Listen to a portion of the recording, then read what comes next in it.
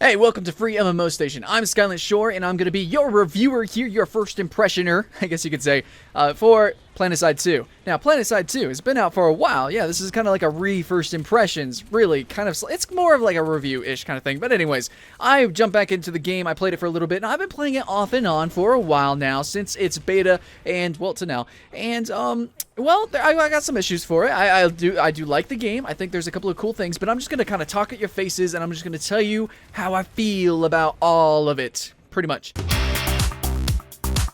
FreeMMOStation.com. Okay, so we're going to go ahead and we're going to hit the nail right now. Talk about pay to win. Is PlanetSide 2 pay to win? Yes and no. Okay, for instance, it really feels like pay to win, okay? It's a very grindy game, it's a progression-based game, but it is a persistent MMO, okay? So, getting these certs, that's what they're called, the in-game currency is called certs. Getting these certs to unlock and equip things kind of feels really good. However, it's really, really grindy, and it's to the point to where since you are playing with all these other players who are basically max level, essentially, you know, they have all these different equipments and whatever, they are stronger than you. It doesn't mean they spent money on the game, but they have played the game longer than you, probably, or they did spend money, whatever. Basically, you can be at their level if you spend money or if you grind enough, okay? So you can get to their level. But the way it feels in-game is that it feels pay to win, okay? It feels like because you're this noob and you're going against other people who are of a higher tier. They have more equipment than you. Even if they have the same weapons than you, they might have different ammunition slotted in. They might have a different scope, which allows them to be more accurate, longer distances, or maybe it's a little bit better to see wider angles, CQC, you know, stuff like that. It just really feels underwhelming, overwhelming as a beginning player. I say underwhelming because, you know, it's not very fun because you're just sitting there dying over and over and over again. And it's not like you get a whole lot of selection at the start of the game. Sure, it is really cool, though. I do like that PlanetSide 2 gives you all the classes at the very beginning. However, it's really underwhelming because there's actually not that much customization. Now, I know I already said that the customization is a little bit feels pay to win because there is some customization. There's a lot of choices with some of these, I guess, statistical types of customizations. You know, you can get some things that kind of reduce recoil a little bit.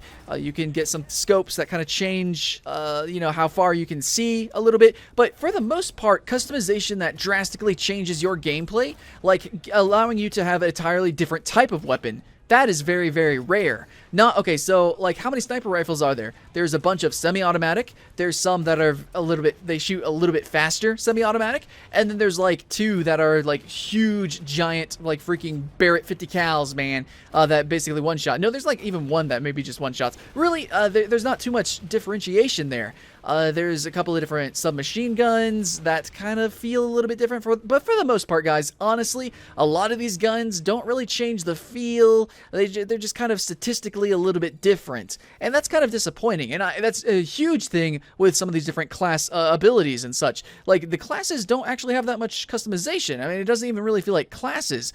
Like, you can pick up C4 for the light assault, but what else? What else can you have? You can't get, like, different kinds of C4. You can't, like, have, I don't know, different kinds of charges. Like, you don't really get too much choice. You don't have too much choice between the different jetpacks either. Now, there's some, right? Like, with the Infiltrator, you can get different kinds of stealth. This is true, but for the most part, it's not like you're going to get a stealth that, like, allows you to run super, super fast. You get stealth that kind of lasts longer. You get stealth that maybe is a little bit clearer. I don't know. It's very slight differences. You're not going to get something truly impactful with your customization. Even though it seems like there's a lot of choices, truthfully, it's underwhelming. However, if you have money, you could be overwhelming statistically because you will be statistically stronger. It really, I think, I like games like Tribes Ascend, where everything is really a side grade. There's nothing that's just upfront better and stronger. Call of Duty does this a lot, and Battlefield as well. Battlefield, these games have like tons and tons of very similar weapons, and that's not very fun to me. I like it when every single weapon is essentially like a totally unique experience. You know, like Halo, Unreal. You know, Quake, like normal arena shooters. I like stuff like that. However, PlanetSide 2 doesn't quite have that. However, let's talk about some of the mechanics, the actual gunplay. You know, it is a shooter, so let's talk about the gunplay. It is kind of laggy. It is an MMO. you will often 1v1 somebody, and it will feel like you should win, or you guys kill each other. It's latency. There's a tick value. It's not extremely high. It's an MMO. That's to be expected, okay? So you're not going to have a super solid arena shooter experience like you would in Call of Duty and Halo, in these super solid arena shooters that are competitive. You're not going to have that. It's a totally different experience. It will be frustrating, especially as a new player. So me jumping back in, I was kind of confuddled, honestly. I didn't understand a lot of the mechanics still, even though I already have schema of the game. I already have been playing it on and off. It just still feels very unintuitive, which is just not very fun. But what's really cool is that the game actually does have projectiles. All these bullets actually travel in real time. I think there's very rarely actually any guns that have true hit scan. I'm pretty sure actually most of them, if not all of them, have true projectiles. So that what that means is that when you shoot a sniper shot, the bullet will travel through space and time, and you have to actually plan the trajectory and the timing of it and hit people, which can be very, very frustrating because it is an MMO with very low tick value and latency and all that good stuff. So sniping is very rewarding in the game, sort of, but at the same time, very, very hard, difficult, and not for all the right reasons, there is that. The gunplay doesn't feel solid. You might not have a fun time as a foot soldier. It really depends. You are going to have to experiment with different weapons to see what is the most solid for you, which I think is kind of tragic. Now, you can rent some weapons, but for the most part, you do not get an opportunity to really experiment, to really try out different playstyles. You have to grind through everything. It is so annoying. Now, not only is the mechanical things, the guns, the different abilities or whatever, the items that you can equip, not only that is that very grindy, but if you want to actually customize your character in any way, it costs so much money. Like, I could actually go into League of Legends, purchase a whole new fucking character, or I can go to PlanetSide 2 and buy a helmet. Now, I do want to say that I have not spent money in many free-to-play games. That list I can count on my hands. However, when I do spend money, I really want to support the game. PlanetSide 2, this game's a little bit different. I think it is a very original, unique game. I mean, from the gameplay you're watching on the screen right now, it looks pretty cool. It is very cool. It is very fun. We'll go into detail of that later. But I want to say that I did spend money on this game. However, I kind of did it for the wrong reason. Now, I guess, the game's probably worth $5, $10 to me. I mean, that's what I would rate it at, honestly. For the amount of content that's in the game, I'd give it $10, $15, whatever. But I spent money because I was playing with friends, and I wanted to be competitively viable with our squad, so I actually spent money in order to purchase some different equipment for my flying vehicle so that I could fly with them. So whenever you start out the game, your equipment for your flying vehicles, for any vehicle whatsoever, you have like no customization. You have nothing really potent. So if you want to actually do stuff, you kind of have to spend certs or spend money in order to kind of be viable. Especially with the vehicles, because vehicles are the strongest component of PlanetSide 2. The gunplay, not terribly strong, but if you're in a vehicle, it is really fun, especially flying. If you're a flyer in Battlefield, you're probably going to have a lot of fun with the physics in PlanetSide 2. You can do a lot of really crazy, ridiculous things like flying backwards and strafing around people. It's pretty ridiculous. But yeah, so I just want to say that the monetization of this game is honestly shit, and Sony Online Entertainment has a really bad habit of doing that, of publishing games and having monetization schemes that are questionable, maybe not completely pay to win, but sometimes they feel pay to win. Okay, so we're done with that. Customization is meh at most. It's a fun game to jump in and go, but longevity wise, I don't know. The monetization really fucks it up. I'll be honest. But now let's talk about the vehicles. I kind of mentioned that. So the vehicles are really cool. Each faction has their own... Well, let's just talk about the factions real quick. Like, the factions have different unique weapons, types of weapons that they can use in between each other. You can spend money to actually buy weapons that can be transversed through all of the different factions, but whatever. But for the most part, these factions and their vehicles are actually very similar. They share more in common, these different factions, which are supposed to be totally different. They share more in common than what makes them unique. Okay, so each faction has, like, two, maybe three unique vehicles, but for the most part, they actually all share different vehicles. They share flashes, which are like the four-wheelers. They share a tank together. They share a flying vehicle. They share two flying vehicles together. So basically, what do they have? They have a unique tank, and they have a unique flyer. I think that's it. I mean, they, for the most part, yeah, they share more in common than what makes them unique, than what separates them, other than really their color schemes. Now, the different foot soldiers, that's kind of where things get a little bit more unique. Even though the game is mostly impactful with different vehicles, it's kind of the foot soldiers that are a little bit more unique because you have different weapons. So for the most part, Vonu have like these slower shooting weapons that are like energy based. They travel through the air much slower than automatic or rifle or physical weapons, but they kind of pack a big punch if you can hit them, which is honestly a little bit hard, to be honest, because of the whole latency thing.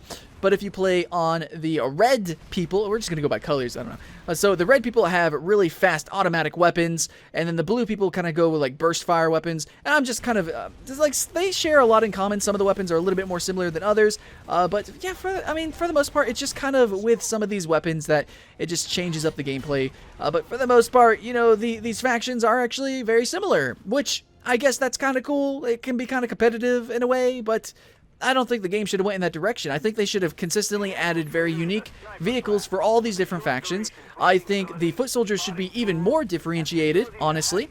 Now, like, aesthetically, they look pretty unique, but mechanically, there's just slight differences. And maybe it'll be impactful for you, for your gameplay, if you are somebody who wants to master the game and play it for a long time. For the most part, the game is really just kind of impactful for first-time players. And which sucks, because it actually gives a really bad first impression. It looks fun, it looks really cool, you know, all these different factions, all they have different weapons, these guys have plasma rifles and plasma cannons, and these guys have freaking rocket launchers, oh no, I want to go with a machine gun. You know, there's all these different factions, and they look pretty cool, but when you actually sit down and play the game, it doesn't quite translate that way. You don't even get to really explore what makes these factions really different. So that's why it's kind of a little bit hard for me to kind of talk about it, what makes these factions different. So, you know, as a first-time player, your experience isn't really going to be too different. You're going to have 10 seconds or maybe even an hour of wow. But when you actually start to commit to the game, maybe even spend some money, you might start regretting spending your time here. A lot of old guilds from this game have left. A lot of veterans have left, and it's just kind of like how the nature of the game is, and it's mainly focused on the progression and the monetization of the game. It really, instead of all these different cosmetics, which cosmetics are cool, but instead of the cosmetics, they should have, and some of these different statistically different weapons, they should have added truly mechanically different items into the game. Be that different classes, I don't know, unique classes to the different factions would be freaking cool, or just different evolutions for the different classes, like, I don't even know, different weapons, okay? But instead, what they are adding they're adding weapons that can be purchased with money. And this is the thing, though. These weapons can only be purchased with money, not in-game certifications. So, there are weapons that can only be purchased with money. They are good weapons. They are not bad weapons. And these weapons can actually be used on all the different classes and as well all the different factions. So, in a sense, maybe, if by that definition, there is a weapon that is a good weapon that can only be bought with money. If that is your definition of pay to win, then this game is pay to win. Me, I want to call it pay to win. I feel like technically it is not pay to win, but I don't know. There needs to be another term. When a game is so grindy that to really truly enjoy it, you have to pay money. There needs to be another term. It's like play to... I don't even know, guys. I don't know. I'm pretty frustrated with the game. I'm still going to give it a thumbs up. It's such a unique experience. I love the game. You know, you can play with hundreds and hundreds of people fighting all together. It's fantastic. It really is. The population has dipped down a little bit, though. It really has, because, all the reasons I've said, it does get a little bit stale. But there's a couple of changes that I really don't like. And it's kind of been since the start of the game. I'm just going to go through these real quick. The game doesn't look as good as it should. It doesn't run as good as it should. It actually looked better in beta, honestly. Now, getting into fights is really casual. You can just jump right into a match, which is kind of good at the same time. You know, as a first-time player and as a casual player, it's a fun game. But as a hardcore player, and this game should reward hardcore players because it seems like a really niche, hardcore kind of game where you want to consistently be playing and progressing. However, it's really rewarding for casual players because you could just jump in and go into these big fights, casually brawl, do whatever, and then it's over. Instead of being really long and drawn out like it is in Guild Wars 2, where taking over a base is a huge achievement. In this game, you don't really get anything for taking over a base. I mean, like, that's just fake points. You don't really get anything new, anything that really changes your gameplay, right? I would want a base where if I took it over, then my faction now was able to spawn a unique vehicle, and we could use that vehicle to push on the offensive and go a little bit deeper. Or maybe there would be some sort of resource, and now everyone has a little bit stronger shields in that specific zone because we took over the shield generator. I don't know. Stuff like that would be awesome, but PlanetSide 2 is not that game. You don't have any resources that you're truly fighting over other than these bases. These bases are just there just kind of for looks, aesthetics. They're just different little set pieces that you can go and have your little battles at. You just jump in and go. There's really no strategic, very, very little strategic and tactical decisions when it comes to taking over bases. You just kind of go off of where the game tells you to go. You just quick deploy, boom, you just spawn there, you know? And I really hate the idea of protected spawns. So if there's an aggressing force, they can actually just continuously spawn in a spawn point right there inside, literally inside your base. There's a couple of bases where the enemy can spawn inside your base as they're trying to take over your base. What the fuck? That is not... To me, that's just extremely casual. That just seems like unfair. It doesn't seem right. Basically, it's whoever has the most numbers. I mean, the game was already a very atrocious game. It truly is. All these games that have these open world PvP games like this, it is very atrocious. But I just wish there was a little bit more tactic and strategy. However, it really feels like whoever has more people or whoever has spent the most money. Now, I can end on this. Okay, I'm going to end on this. If you are really good at flying and you already upgraded your flyer to basically the best weapons and everything, and you're really good at flying, you will get more kills and you'll have more impact than any other person. You know, if you're in a tank, if you are a foot soldier, if you are a really good solo flyer, you are a god in this game. And maybe that's a little bit of disbalance, but it's still kind of a cool aspect to the game. I wish there was more creative and interesting ground vehicles. I wish there was more creative and interesting soldier stuff, but for the most part, pretty usual. You're not going to see anything creative here with the weapons. Very, very few weapons are actually truly creative. And to get those weapons, you gotta spend a lot of time or a lot of money, which freaking sucks. So, 16 minutes in, you know exactly how I feel about PlanetSide 2, and I think you should still try PlanetSide 2. I still think it's a fun, casual game, but it's not what it could be, and it's almost all because of their monetization scheme. Fuck! Thanks for watching, guys. I'm Skylant Shore with FreeMMOStation. I try to speak it like it is. It's just my opinion, guys. Tell me what you think about PlanetSide 2 in the comments below, and we'll talk about it. Again, thanks for watching. Please come again, and we'll see you guys next time.